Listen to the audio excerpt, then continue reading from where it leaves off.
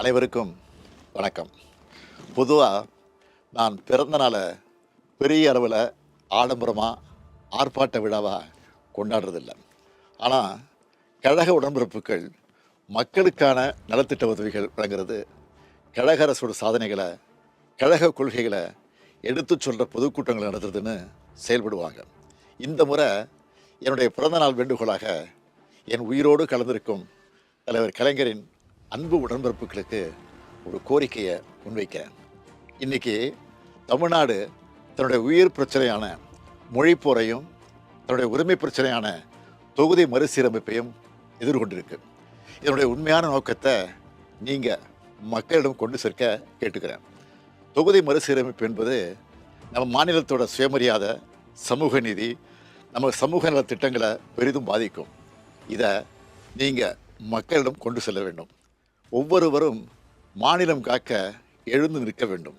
இந்தியாவுக்கே வழிகாட்டியாக நாம் போராட்டத்தை தொடங்கணும். இப்போது கர்நாடகா, பஞ்சாப், தெலுங்கானா போன்ற மாநிலங்களிலிருந்து நமக்கான ஆதரவு குரல் வந்திருக்கு. இதை பார்த்த ஒன்றிய அரசு இந்திய திரைக்கலன்னு சொல்லிக்கிட்டே அதுக்கான எல்லா முன்னெடுப்புகளையும் எடுத்துக்கிட்டு இருக்காங்க. மும்மொழி கொள்கையை ஏற்றுக்காததால் நமக்கான பணமும் இன்னமும் தரலை. அதேபோல் தமிழ்நாட்டுக்கான தொகுதிகளை குறைக்க மாட்டோம்னு மட்டும்தான் சொல்கிறாங்களே தவிர மற்ற மாநிலங்களோட எண்ணிக்கையை அதிகரிக்க மாட்டோம்னு சொல்ல மாட்டுறாங்க. நாம் கேட்குறது, மக்கள் தொகை அடிப்படையில் தொகுதிகளை பிரிக்காதீங்க. நாட்டோட வளர்ச்சிக்காக மக்கள் தொகையை கட்டுப்படுத்தின தென் மாநிலங்களை தண்டிக்காதீங்க. அப்படி நடந்தால் அதை தமிழ்நாடும் திமுகவும் ஒருபோதும் ஏற்றுக்க மாட்டோம். நாம் ஒரு உறுதி எடுத்துக்கணும். தமிழ்நாட்டின் நலனையும் எதிர்காலத்தையும் யாருக்காகவும் எதற்காகவும் விட்டுத்தர மாட்டோம். தமிழ்நாட்டுக்காக ஒன்றுபட்டு போராடுவோம். தமிழ்நாடு போராடும், தமிழ்நாடு வெல்லும். தேதி கூட்டியிருக்காங்க. அதற்கு உங்களுக்கு அழைப்புகள் வந்திருக்கிறதா நீங்க தெரிவிச்சிருக்கீங்க. ஆமாங்க ஐயா. அதுக்கு எழுத்துப்பூர்வமாக பதில் கொடுத்திருக்கீங்க. ஆமாங்க ஐயா. எழுத்துப்பூர்வமாக கொடுப்பதற்கு பதிலாக அனைத்து கட்சி கூட்டங்களையும் நேருக்கு நேர் சந்தித்து உங்களுடைய கருத்துக்களை ஐயா நேருக்கு நேர் போலாங்க ஐயா. இப்ப கல்யாணத்துக்கு என்னை கூப்பிட்டுருக்கீங்க. இந்த கல்யாண மேடையில இருக்கிறோம். முறைப்படி இவங்கதான் மாப்பிள்ளை, இவங்கதான் பொண்ணுன்னு தெரிஞ்சதுக்கு அப்புறம் கல்யாணத்துக்கு வர்றேன். அனைத்து கட்சி கூட்டம் எது கூப்பிடுறாங்கன்னு தெரியாம எப்படிங்க ஐயா போறது? அங்க தொகுதி மறுசீரமைப்புக்கு அதுக்கு எந்த சம்பந்தம் இல்லைங்க ஐயா. தொகுதி மறுசீரமைப்பு நடக்கும் பொழுது தமிழகத்திற்கு எந்த விதமான பாதிப்பு வராது. அது எப்ப வருதோ வரட்டும். அது 2026 வருதா, 29 வருதா மறுசீரமைப்பு. நம்ம தெள்ள தெளிவா சொல்லியிருக்கோம். விகிதாச்சார அடிப்படை பிரதமர் அவங்க சொல்லிட்டாங்க, உள்துறை அமைச்சர் சொல்லிட்டாங்க. இப்ப அனைத்து கட்சி கூட்டம் நாளை காலையில சட்டம் ஒழுங்குக்காக கூப்பிட்டோம். நாங்க போய் அறிவாலய வாசல்ல இருந்து உள்ள போறோம் செக்ரட்டரியேட்டுக்கு. நாளைக்கு காலையில பெண்களுக்கு எதிரான பாலியல் வன்கொடுமை எப்படி குறைக்கிறது அனைத்து கட்சி கூட்டம் நாங்க போறோம். ஏன்னா ஒரு திருமணத்துக்கு அழைச்சாலும் கூட எதுக்கு போகணும்னு தெரிஞ்சு போனா தான் அந்த நிகழ்வு சிறப்பா இருக்கு. 45 கட்சிகளை கூப்பிட்டுருக்காங்க. முதலமைச்சருக்கே தெரியாது. இப்ப 848 சீட்டு வரப்போகுது. தமிழ்நாட்டுக்கு 12 சீட்டு அதுல குறையுங்கிறார். அப்படி இருக்கும்போது எப்படி சொல்றாரு? நாங்க சொன்னோமா? சொல்லல. மத்திய அரசுடைய அதிகாரிகள் தகவல் கொடுத்தாங்களா? இல்லைங்கன்னா. இல்ல முதலமைச்சர்கிட்ட சீக்ரெட் டாக்குமெண்ட் இருக்கு, அதுவும் இல்லை.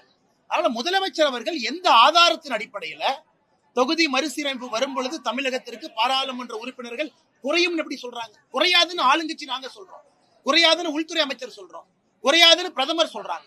அதை விட முதலமைச்சருடைய வார்த்தைக்கு நம்பிக்கை அதிகமானா பார்லிமெண்ட்ல முடிவெடுக்கக்கூடியவங்க நம்ம கட்சிங்க, ஆளுங்கட்சி பாஜக. தொகுதி மறுசீரமைப்பு எப்ப வரும் பொழுதோ அந்த குழு போட்டு அதற்கு நல்ல ஒரு முடிவை எடுக்க வேண்டியதும் பாரதிய ஜனதா கட்சி, தேசிய ஜனநாயக கூட்டணி. நாங்க இல்லைன்னு சொன்னதுக்கு அப்புறம் முதலமைச்சருக்கு எந்த அதிகாரமும் இல்லாதவரு சென்னையில் உட்கார்ந்து இல்ல குறையும் எப்படி அந்த கூட்டத்துக்கு போறதுங்கன்னா? அதனாலதான் தெளிவா பதில் கடிதம் எழுதியிருக்கோம். நாங்க எழுதின கடிதத்தையே ப்ரூஃபா வச்சுக்கங்க. விகிதாச்சார அடிப்படையில ப்ரோரேட்டா பேசிஸ்ல ஒரு தொகுதி கூட குறையாம எல்லா மாநிலத்திற்கும் சம வாய்ப்பு இருக்கும். ஆமாங்க ஐயா, ஆமாங்க ஐயா. நீங்களே நியாயமா சொல்லுங்க ஐயா. ஓராண்டுக்கு முன்பு ஒரே நாடு ஒரே தேர்தல் அரசியல் பண்ணாங்களா? நம்ம ஒரே நாடு ஒரே தேர்தல் எப்ப வருதுன்னு பாராளுமன்றத்துல சொன்ன பிறகு தப்பு சுப்புன்னு இருக்காங்க. இவர்களுக்கு மக்கள் விஷயத்தை பத்தி பேசுவதற்கு நேரம் இல்லை. இவர்களுக்கு அரசியல் பண்ணு. ஒரே நாடு ஒரே தேர்தல் முடிஞ்சு போச்சா? அடுத்தது தொகுதி மறுசீரமைப்பு. இது முடிஞ்சுதா? இன்னும் 6 மாசம் கழிச்சு சுற்றுச்சூழல் ஏதாச்சும் தூக்குவாங்க. ஆனால் மக்கள் பிரச்சனையை தீர்க்கறதுக்கு கூட்டம் கூப்பிட்டுங்க ஐயா. சம்பந்தமே இல்லாத பிரச்சனை, நம்ம சொல்லாத ஒரு பிரச்சனை, நாம் சொல்வதற்கு நேர் எதிரான கருத்து இருக்கக்கூடிய முதலமைச்சர் தொகுதி மறுசீரமைப்பு பத்தி சொல்றதெல்லாம் பொய்யுங்க ஐயா. அந்த கூட்டத்துக்கு எதுக்கு ஐயா போடும்? நீங்களே சொல்லுங்க.